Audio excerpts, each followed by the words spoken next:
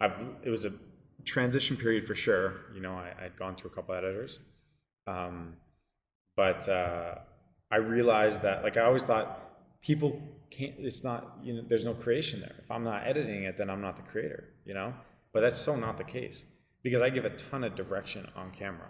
Like, you'll see me like, all right, guys, so this, blah, blah, blah. And I'll be like, Jeremy's my editor. You know, I'll be like, Jeremy, insert clip of cutaway to this.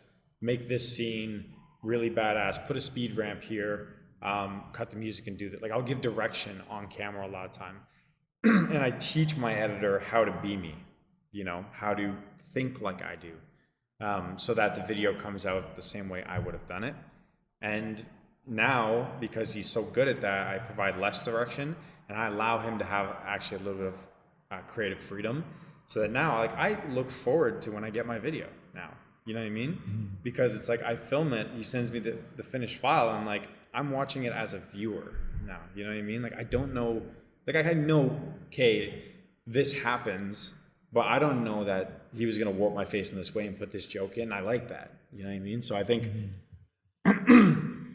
it reached the point where the cost benefit basically is just a big gap, and you say, fuck it. Yeah. So, and then you see the positive from it, you become attached to the positive, and then you go through with that. I know a lot of people that still edit their own videos that shouldn't be, that are huge.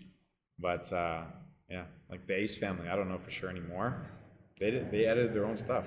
It's mind-blowing to me. Derek Gerard still edits all his own stuff. He tried to get an editor, but he just said the videos just wasn't his style. I think that's because his editor wasn't where he is. So if you're a YouTuber out there and you're afraid of getting an editor, I would just say spend a ton of time with your editor. Mm-hmm.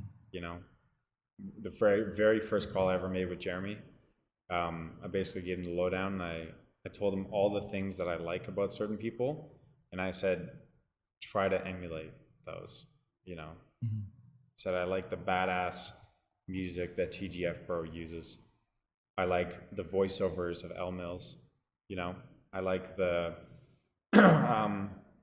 sort of meme-ness, if that's not really a word, but like, but yeah, esque that Mr. Beast does. I like the fast cuts of Wolfie Raps and Logan Paul.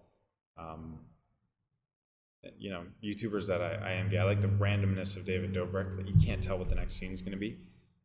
So I said, try to incorporate all these things in my video. If you are going to do a voiceover, fucking look at Elle Mills.